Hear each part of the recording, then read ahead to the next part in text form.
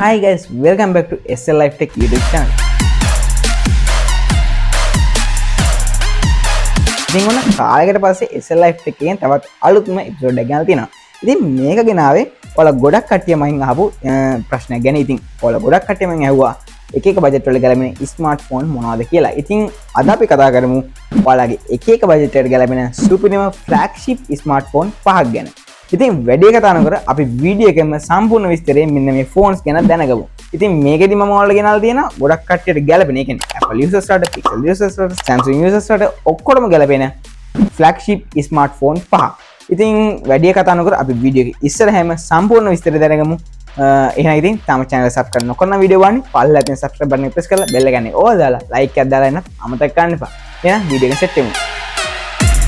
ඉතින් ඔන්න අපි කාලෙකින් තමයි මෙන්න මේ වගේ වීඩියෝ එකක් කරන්නේ. ඉතින් අපි මුලින්ම කතා කරමු ඔයාලගේ බජට් එකත් එක්ක. ඉතින් බජට් එකත් එක්ක ගත්තොත් මම මේ අද කතා කරන්න හදන්නේ රුපියල් 40000ට උඩින් ඉඳන් 1,10,000ට වගේ අඩු ෆෝන්ස් පහක් ගැන. ඉතින් ගොඩක් කට්ටියට ගැලපෙන ෆෝන්ස් වෙන්නත් එපේ. ඉතින් මම අද තෝරගත්තේ ෆ්ලැග්ෂිප් ෆෝන් පහක්. ඉතින් ඔය තමයි දකින්න තියෙන එක. ඉතින් මුලින්ම කතා කරමු මෙන්න මේ ෆ්ලැග්ෂිප් ෆෝන් වලින් Sony ෆෝන් එක ගැන. ඉතින් මම ඔයා දන්නා මගේ වීඩියෝ සීරීස් එකේ අනිවාර්යෙන් Sony ෆෝන් එකක් තියෙනවා. මොකද මගේ පෞද්ගලිකව කැමතිම බ්‍රෑන්ඩ් එකක් තමයි Sony කියන්නේ. ඉතින් අපි දැන් කතා කරමු Sony Xperia 5 Mark 3i කියන ස්මාර්ට්ෆෝන් එක ගැන. ඉතින් මෙන්න මේ ෆෝන් එක ගැන කතා කරද්දී ඉතින් මෙන්න මේ Sony Xperia 5 Mark 3 කියන ෆෝන් එක ගැන කතා කරද්දී මේ මම ඒක විතර නෙමෙයි මම දැන් මේ අද කතා කරන ෆෝන්ස් පහම 5G ෆෝන්ස්. ඒ කියන්නේ 2025 අන්තිම හරි 26ට හරි ගැලපෙනවා කියන එක 100% විශ්වාසයිනේ. ඉතින් මේ ෆෝන් එකේ තියෙන latest Android version එක තමයි Android 13 කියන්නේ. ඉතින් Android 13 කියන්නේ ඇත්තටම ගොඩක් හොඳ UI version එකක් තියෙන හොඳ Android version එකක්. ඉතින් මේක ඇත්තටම කිසිම අවුලක් නැති ෆෝන් එකක් කියන එක ඔයාලට දැන් පැහැදිලි වෙයි. ඉතින් මේක අපි මුලින්ම කතා කරමු මේ ෆෝන් එකේ තියෙන display experience එකත් එක්ක.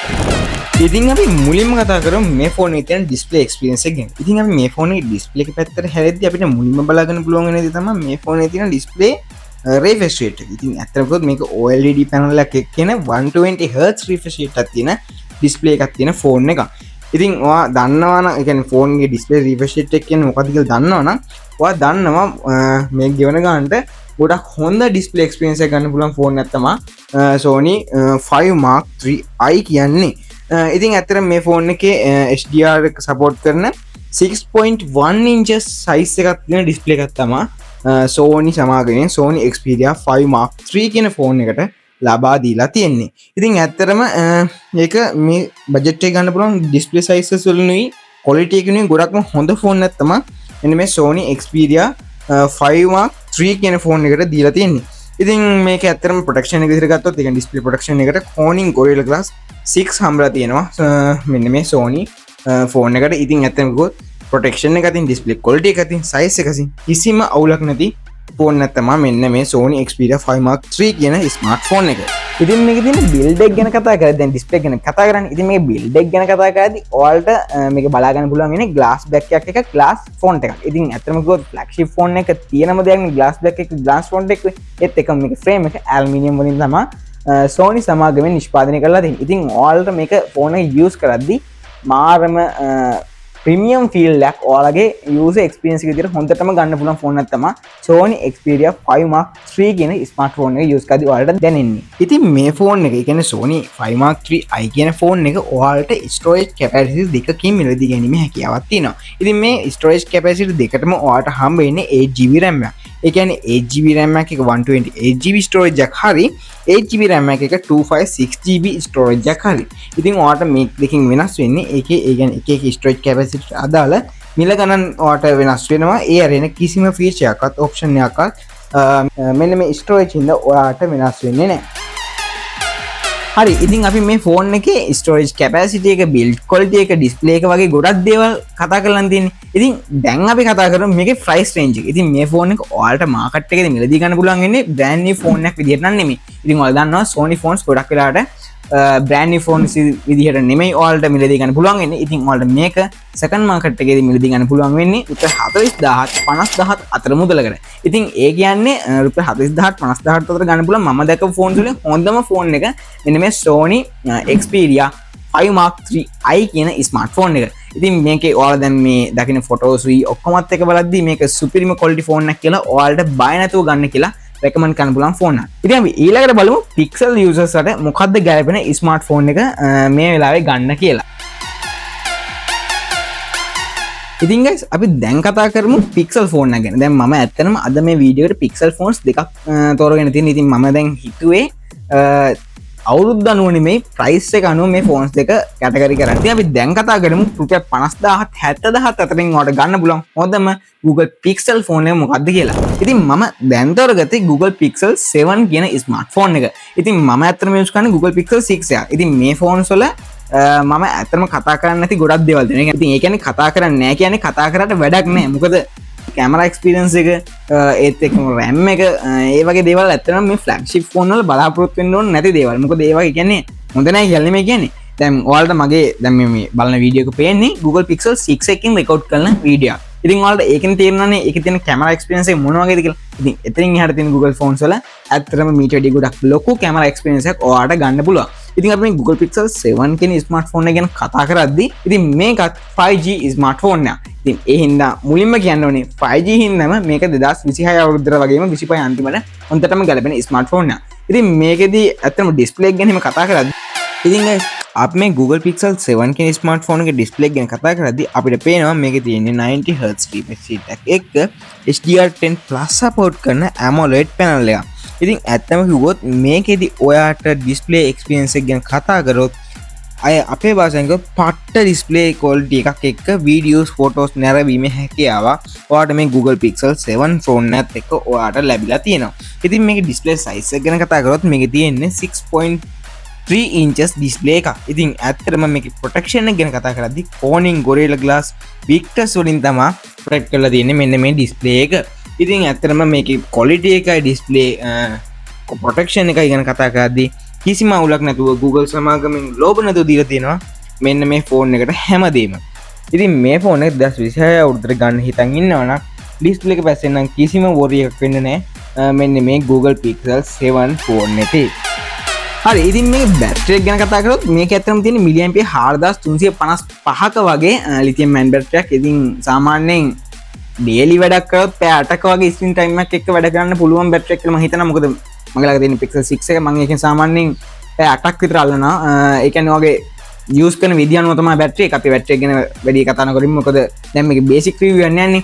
ඉතින් ඊළඟට අපි කතා කරමු මේකේ තියෙන බිල්ඩ් ක්වොලිටි එක ගැන. ඉතින් මේකේ බිල්ඩ් ක්වොලිටි එක ගැන කතා කරද්දිත් මේකෙත් ග්ලාස් ෆොන්ට් එකක් වගේම ග්ලාස් බෑක් එකක් තමයි මේ ෆෝන් එකේ ඔයාලට දැක් ගන්න පුළුවන් ඉන්නේ. ඉතින් ඒකත් කවර් වෙලා තියෙන Gorilla Glass Victus කියන ශීල්ඩ් එකෙන්. ඒ කියන්නේ ඉතින් අත්‍තරම කිව්වොත් Gorilla Glass Victus කියන්නේ ගොඩක් හොඳ මැටීරියල් එකක්. මොකද ෆෝන් එකට ප්‍රොටෙක්ෂන් එක අතින් ගත්තොත් කිසිම වරදක් කියන්න බෑ Gorilla Glass Victus වලට. හරි ඉතින් අපි මේ Google Pixel 7 ෆෝන් එකෙත් බේසික් රිවිව් ඔක්කොම කරන්නේ. ඉතින් මේකේ ප්‍රයිස් රේන්ජ් එක ගැන කතා කරද්දී ඔයාලට මේක මාකට් එකේ මිලදී ගන්න පුළුවන් වෙන්නේ රුපියල් 70000 අතර මුදලකට. ඉතින් මම කියන්නේ 2022 වගේ රිලීස් වෙච්ච මේ වගේ Google Pixel 7 ෆෝන් එකක් ඔයාලට අවුල් වගේ හිතනවා නම් ඇත්තට මේක පට්ට මෝඩකමක්. මොකද Google ඇත්තටම කිව්වොත් සමහර කටට සෙට් වෙන්නේ නැහැ. සමහර ඇත්තටම කෙල්ලොන්ට සෙට් වෙන්නේ Google Pixel. මොකද රියලිස්ටික් ගතියට කැමති නැති උන්නේ කෙල්ලෝ කියන්නේ. sorry. anyway ගෑල්ලා මේ වීඩියෝ බලනවා නම් ඇත්තටම සමා වෙන්න. anyway දැන් අපි මේ Pixel 7 ෆෝන් එක ගැන බේසික් රිවිව් ඔක්කොම කතා කරා. අපි ඊළඟට කතා කරමු මේ බජට් රේන්ජ් එකෙන් පොඩ්ඩක් එහාට ගියපු ගන්න පුළුවන් හොඳම Google Pixel ෆෝන් එක මොකක්ද කියලා. ඉතින් අපි දැන් කතා කරමු Google Pixel 6 Pro කියන ස්මාර්ට්ෆෝන් එක ගැන. ඉතින් අතරම Google Pixel 6 Pro එක ඇත්තටම පිටිපස්සට දැම්මේ මේකේ තියෙන ප්‍රයිස් එකත් එක්ක. මේක පොඩ්ඩක් Pixel 7 ෆෝන් එකකට වඩා පොඩ්ඩක් ගණන් වැඩි ෆෝන් එකක් සමහර තැන්වල. ඉතින් මේ ෆෝන් එක ගැන කතා කරද්දී මේකත් 5G සපෝට් කරන ස්මාර්ට්ෆෝන් එකක්. ඉතින් ඒ කියන්නේ ඉස්සෙල්ලා කිව්වා වගේම මේකත් 2026 අවුරුද්දට අවුලක් නැතිම ෆෝන් එකක්. ඉතින් මේකේ ඩිස්ප්ලේ එක ගැන කතා කරමු අපි දැන්. ඊට පස්සේ යමු බිල්ඩ් ක්වොලිටි එකට. ඉතින් මේකේ ඩිස්ප්ලේ ගැන කතා කරද්දී ඉතින් අපි Pixel 6 Pro ෆෝන් එකේ ඩිස්ප්ලේ එක පැත්තෙන් කතා කරද්දී මේ ෆෝන් එකේ 120 Hz refresh rate එකක HDR10 Plus support කරන AMOLED panel එකක් තමයි දීලා තින්නේ. ඉතින් මේ ෆෝන් එකේ size එක, ඒ කියන්නේ display size එක ගැන කතා කරද්දී 6.7 inches size display එකක එක 512 ppi density එකක් දෙන්න Google Pixel සමගමින් අමතක කරලා නැහැ. ඉතින් ඒ කියන්නේ display quality එකට අමතරව මේ protection එක ගැන කතා කරද්දී Corning Gorilla Glass 6 වලින් තමයි මේ display එක protect කරලා තියෙන්නේ.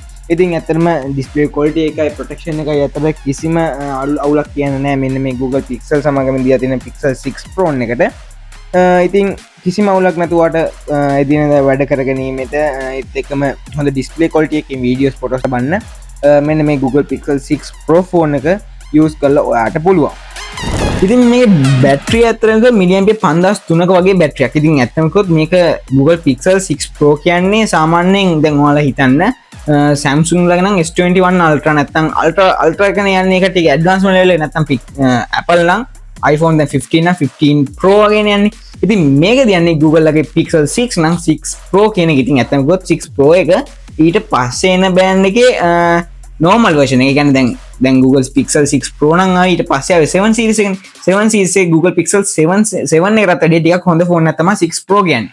අවුරුද්ද පරණයි ඒ වුණාට ෆෝන් එක හොඳයි. මේක ඇත්තටම ගොතර Google research වලටත් වැඩිය මේක user experience එක කියන දෙයක්.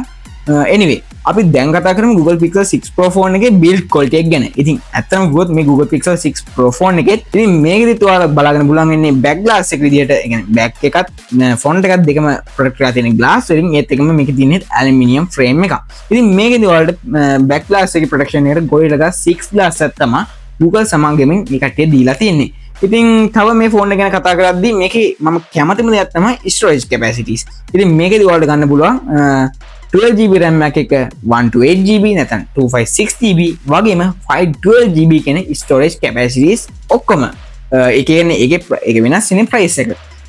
anyway අපි මේකේ price එක ගැන කතා කරද්දී මේක රුපියල් 70000ත් 80000ත් අතර දෝලණය වෙන ෆෝන් එකක්. ඇත්තටම ගොත් 65000ට විතර හොයාගන්න බැරිමත් නෙමෙයි. එක එක තැන්වල එක එක price නේ තියෙන්නේ. ඒකයි මම මෙන්න මේ වගේ price gap එකක් ඔයාලට වීඩියෝ වල කියන්නේ. අපි දැන් Pixel phone දෙකක් ගැනත් Sony phone එකක් ගැන කතා කරමු. අපි දැන් කතා කරමු Samsung users අත ගැලපෙන Samsung phone එකක් ගැන. ඉතින් Samsung S21 Ultra phone එක ගැන තමයි අපි අද කතා කරන්නේ. ඇත්තම කිව්වොත් Samsung users ලගේ බරපන්ති phone එක තමයි S collection එක. ඉතින් මේකේ S21 එක තමයි සාමාන්‍ය කරලියට ආපු හොඳම phone එක විදිහට කියන්නේ. අවුලක් නැහැ මේ ෆෝන් එක ගැන කතා කරත් මේකත් ඇත්තටම කිව්වොත් බජට් එකට ගැලපෙන ගොඩක් කට්ටියට ගන්න පුළුවන් ෆෝන් එකක් තමයි Samsung Galaxy S21 කියන්නේ. මේක පරණයි වගේ දැවුනට ගොඩක් ලොකු වැඩක් කරගන්න පුළුවන් ෆෝන් එකක් තමයි Samsung Galaxy S21 කියලා අපි කියන්නේ. anyway අපි මේ ෆෝන් එක ගැන කතා කරද්දී මේ ෆෝන් එකේ ඩිස්ප්ලේ එක පැත්තේම මුලින්ම කතා කරමු. ඇත්තටම කිව්වොත් මේක මුලින්ම කියන්න ඕනේ මේකත් 5G support කරන ස්මාර්ට්ෆෝන් එකක්. ඉතින් අට්ටනේ ඇත්තටම කිව්වොත්. ඉතින් මේකේ ඩිස්ප්ලේ ගැන කතා කරද්දී ඉතින් guys Samsung Galaxy S21 phone එකේ ඩිස්ප්ලේ එක ගැන අපි කතා කරද්දී ඔයාලට මේ ෆෝන් එකේ තියෙන්නේ dynamic AMOLED ඩිස්ප්ලේ එකක්. ඒකත් 120Hz refresh rate එකක් එක්ක. ඉතින් මේ ෆෝන් එකෙත් HDR10+ support කරනවා. ඉතින් මේ ෆෝන් එකේ size එක ගැන අපි කතා කරොත් මේකේ තියෙන්නේ 6.2 inches වගේ ඩිස්ප්ලේ එකක්. ඒත් එක මේ ප්‍රොටෙක්ෂන් එක පැත්තට හැරෙනොත් අපිට බලා ගන්න පුළුවන් වෙන්නේ Corning Gorilla Glass Victus වලින් ප්‍රොටෙක්ට් කරපු ඩිස්ප්ලේ එකක් Samsung සමාගමේ මෙන්න මේ S21 ෆෝන් එකට දීලා තියෙනවා. ඉතින් මේ ෆෝන් එකේ කියන්න තරම් කිසිම ඩිස්ප්ලේ එක්ස්පීරියන්ස් එකේ කිසිම අවුලක් නැති වෙයි. මොකද මේ දීලා තියෙන ඔප්ෂන් එක. ඒත් එක්කම මේකේ 421 ppi density එකක් ඔයාලට බලා ගැනීමේ හැකියාවක් තියෙනවා. ඉතින් මේ ෆෝන් එකේ ඩිස්ප්ලේ එක්ස්පීරියන්ස් එක ඩිස්ප්ලේ ප්‍රොටෙක්ෂන් එක ගැන අපිට කියන්න කිසිම අවුලක් නැහැ. මොකද මේකත් ෆ්ලැග්ෂිප් ෆෝන් එකක්. ඉතින් Samsung collection එකේ S collection එකට යද්දී ඉතින් තියෙන ගැම්ම වෙන ෆෝන් එකකින් ගන්නත් බෑ කියලා හිතෙනවා. මොකද ගොඩක් කට්ටිය Samsung fan ලානේ. ඉතින් ඔයාගේ experience එක නැත්නම් ඔයාගේ අදහස අනිවාර්යෙන් comment කරන් යන්න අමතක කරන්න එපා. මෙන්න මේ Samsung Galaxy S21 කියන smartphone එක ගැන. ඉතින් මේ Samsung Galaxy S21 කියන smartphone එකට milliampere 4000ක battery capacity එකක් Samsung සමාගමෙන් දෙන්න අමතක කරලා නැහැ. ඒ වුණාට මේකේ තියෙන එක අවුලක් තියෙනවා. මට මේකේ build quality ගැන කතා කරද්දී මේකේ build එක ගැන මට පොඩි complaint එකක් වගේම පොඩි අවුලකුත් තියෙනවා. මොකද මේකේ ඔච්චර හොඳට ඒ කියන්නේ S collection එක කියන්නේ එකට එකේ flagship phone series එක. ඒ වුණත් මේකට දීලා තියෙන්නේ aluminium frame එකක plastic back එකක්. අන්න ඒක තමයි පොඩි අවුලකට තියෙන්නේ. නැත්තම් මේ ෆෝන් එකේ කිසිම අවුලක් නැහැ. මොකද Samsung users ලා කියන්නේ දන්නවනේ S collection එක මොන වගේ phone series එකද කියලා. ඔයාලගේ experience අනිවාර්යයෙන්ම comment කරන් යන්න අමතක කරන්න මෙපා. anyway මේකේ price gap එක ගැන කතා කරොත් මේක ඔයාලට ගන්න පුළුවන් 50000ත් 70000ත් අතර වගේ එක එක ගණන් වලට. ඉතින් ඇත්තටම පාඩු නැති price එකකට Samsung Galaxy X phone එක පාවිච්චි කරද්දී පට්ට ගැම්මක් තියෙයි කියලා මම හිතනවා. ඉතින් ඔයාලගේ experience එකත් ඔයාලගේ අදහසත් අනිවාර්යයෙන්ම comment කරන් යන්න අමතක කරන්න එපා. අපි ඊළඟට කතා කරමු. හැමෝම කතා කරන්නේ නැත්නම් හැමෝම බලන් හිටපු දෙයක් iPhone. ඉතින් ඇත්තම පික්සල් යුසර්ස් වලටදී iPhone users ළම මේ දැනට වැඩිපුරම ඉන්නේ. ඉතින් ගොඩක් කට්ටිය දැන් iPhone එකට යන්න බලනවා නම් සාමාන්‍යයෙන් මම රෙකමන්ඩ් කරන්නේ මෙන්න මේ වගේ ෆෝන් එකකට යන්න. මොකද iPhone 11, 11 Pro, 12 කියන්නේ දැන් ඇත්තම ගොඩක් පරණ ෆෝන් නේ. ඒ කියන්නේ එහෙම ඒ කියන්නේ ලොකු වැඩක් ගන්න පුළුවන් වුණාට යනවා නම් 12 Pro එකකින් උඩ ෆෝන් එකකට තමයි යන්න ඕනේ. ඉතින් ඔයාලගේ බජට් එකට ගන්න පුළුවන් හොඳම ෆෝන් එක iPhone 13 Pro කියලා මම හිතනවා. ඉතින් මේකේ ඩිස්ප්ලේ එක්ස්පීරියන්ස් එක ගැන අපි මුලින්ම කතා කරන්නේ. ඉතින් guys iPhone 13 ෆෝන් එක ගැන කතා කරද්දී ඒකේ ඩිස්ප්ලේ එක ගැන නම් කතා කරන්න අනිවාර්යෙන් එපයි. ඉතින් මේකේ ෆෝන් එකේ ඩිස්ප්ලේ එක ගැන කතා කරද්දී මේකේ තියෙන Super Retina XOR OLED panel එකක්. ඉතින් මේකෙත් HDR10 සපෝට් කරන ඩිස්ප්ලේ එකක් තිබ්බට මේකේ තියෙන සයිස් එක නම් 6.1 inches. ඉතින් ඩිස්ප්ලේ සයිස් එක ඩිස්ප්ලේ ක්වොලිටි එක ගැන නම් ඇත්තටම කිව්වොත් කියන්න අවුලක් නෑ iPhone ලගේ. iPhone ලගේ අමුතුම ඩිස්ප්ලේ ක්වොලිටි එකක් නේ තියෙන්නේ. ඒ කියන්නේ මම දැන් Pixel user කෙනෙක්. iPhone එකේ මට මේකත් එක ටිකක් ගොඩක් වෙනස් ඩිස්ප්ලේ එක්ස්පීරියන්ස් එකක් තමයි මට මේකේ දැනෙන්නේ. ඒ කියන්නේ ඔයා iPhone fan කෙනෙක් නම් ඔයාගේ එක්ස්පීරියන්ස් එක කියන් යන්න අමතක කරන්න එපා. ඉතින් මේ iPhone 13 කියන ස්මාර්ට්ෆෝන් එක 5G සපෝට් කරන ස්මාර්ට්ෆෝන් එක. මේකේ බිල්ඩ් ක්වොලිටි ගැන කතා කරද්දී ඇත්තටම කිව්වොත් මේකේ අතර ගත්තාම ටිකක් ප්‍රීමියම් බිල්ඩ් ක්වොලිටි එකක් දැනන ස්මාර්ට්ෆෝන් එක තමයි iPhone 13 Pro කියන්නේ. ඉතින් guys මෙන්න මේ iPhone 13 කියන ස්මාර්ට්ෆෝන් එකේ බිල්ඩ් ක්වොලිටි එක iPhone ලා ඒකට එක සුපුරුදු පරිදි glass front එකක් එක glass back එකක් එක ඇලුමිනියම් ෆ්‍රේම් එකක් දීලා රැකගෙන තිනවා. ඉතින් මේකෙත් කිසිම අවුලක් නැතිව ඒකට එක ෆ්ලැග්ෂිප් වෙනවා. ඒ කියන්නේ ප්‍රීමියම් වෙනවා. මෙන්න මේ iPhone 13 ෆෝන් එකෙත් ඒ විදිහටම අපිට බලා ගන්න පුළුවන්. ඉතින් iPhone user කෙනෙක් නම් ඔයාලා මුණ දෙන ලොකුම අවුල තමයි මේකේ තියෙන බැටරි කැපැසිටි. ඉතින් ඇත්තම කිව්වොත් iPhone 13 Pro එකට Apple සමාගම දීලා තියෙන mAh 2240ක වගේ බැටරි කැපැසිටි එකක්. ඉතින් ඇත්තම කිව්වොත් ෆ්ලැග්ෂිප් ෆෝන් එක අපි දැන් කතා කරපු හැම ෆෝන් එකෙම අඩුම බැටරි කැපැසිටි එක දෙන්නේ මෙන්න මේ iPhone 13 ස්මාර්ට්ෆෝන් එකට. ඉතින් ආයෙත් කතා කරොත් ඇත්තටම iPhone වල Pixel වල Samsung S collection එක වගේ RAM ගැන නම් කතා කරන්න ඕනෙම නැහැ. Sony ලගෙත් එහෙම තමයි. ඉතින් iPhone 13 Pro එකේ RAM එක ගැන කතා කරත් 4GB වුණාට මේක ඔයාලට storage capacity ගොඩකින් ඔයාලගේ එක එක prices වලට මිලදී ගැනීමේ හැකියාවක් තියෙනවා. ඒ කියන්නේ 128GB, 256GB, 512GB එක 4GB තමයි RAM එක හම්බෙන්නේ. RAM එක ගැන බය වෙන්න එපා. ඒ කියන්නේ කැමරාව ගැන අපිට කතා කරන්න දෙයක් නැහැ නේ. අපි වැඩි කතා කරනකොට මේ වීඩියෝ එක ටග් ගාලා එන්ඩ් කරලා දාමු. ඉතින් මේකේ price range එක ගැන කතා කරද්දී ඔයාලට 90000 ඉඳලා 110000 වෙනකන් තියෙන gap එකේදී ඔයාලට මේ ෆෝන් එක මිලදී ගැනීමේ හැකියාවක් තියෙනවා. ඉතින් ඔයාලගේ අදහස් අනිවාර්යයෙන්ම කමෙන්ට් කරන් යන්න අමතක කරන්න එපා. ඉතින් ඔයාලා කැමති ෆෝන් එක මොකද්ද කියලාත් අනිවාර්යයෙන්ම කමෙන්ට් එකක් දාන්න යන්න. ඒත් එක්කම ඔයාලා ෆෝන් එක හොය ඉන්න අනිවාර්යයෙන්ම මේක වගේ ෆෝන් එක හොයන යාළුවටත් ෂෙයා කරන්න අමතක කරන්න එපා. එහෙනම් වැඩි කතා කරනකොට වීඩියෝ එක එන්ඩ් කරලා දාමු. සබ්ස්ක්‍රයිබ් කරන්නත් අමතක කරන්න එපා.